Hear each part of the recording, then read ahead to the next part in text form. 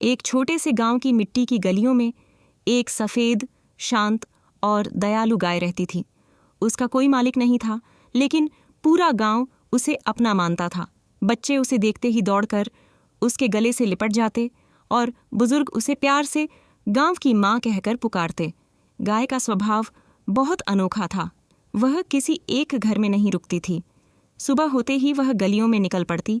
जिस घर में दूध की ज़रूरत होती वहाँ वह रुक जाती और बिना किसी विरोध के दूध देने लगती। कोई बच्चा भूखा होता तो उसका पेट भरता, कोई बीमार बुजुर्ग होता तो उसका दूध दवा में काम आता। कभी किसी गरीब की झोपड़ी में जाकर बैठ जाती और वहाँ के बच्चे उसके पास खेलते हुए तृप्त हो जाते। गांव के लोग अक्सर कहते, ये गाय भगवान का रूप है जिसने हमें बांटने और जीने का असली तरीका सिखाया है। एक साल गांव पर भयंकर सूखा आ पड़ा। खेत सूख गए, तालाब और कुएं खाली हो गए, अनाज के भंडार खत्म होने लगे और भूख से बच्चों की आंखों में आंसू चमकने लगे। लोगों की हालत इतनी खराब थी कि कुछ परिवारों के पास एक वक्त का खाना भी नहीं बचता।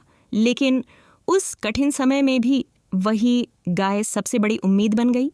वह चाहे खुद भूखी रह जाए, लेकिन हर रोज बच्चों और बूढ़ों के लिए दूध देती। कभी खेत में काम कर रहे मजदूरों के पास जाती तो कभी किसी गरीब की झोपड़ी में। जहां भी किसी को दुख और भूख से जूझते देखती, वहीं अपनी ममता से सहारा देती। लोग हैरान थे कि कैसे इस कठिनाई में भी वह गाय कभी थकी नहीं, कभी रुकी नहीं।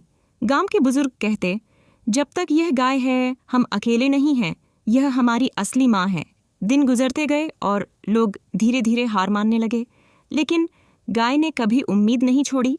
गांव के लोग उसके गले में रोज फूलों की माला डालते, बच्चे उसके सींगों पर रंगीन कपड़े बांधते। सबको लगता था जैसे उस गाय की मौजूदगी ही उन्हें हिम्मत दे रही हो।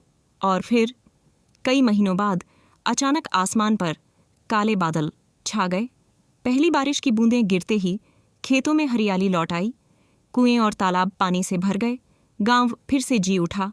लोग खुशियों में झूम उठे, लेकिन हर दिल के अंदर एक ही बात थी, अगर यह गाय हमारे साथ न होती तो हम इस सूखे को कभी झेल नहीं पाते।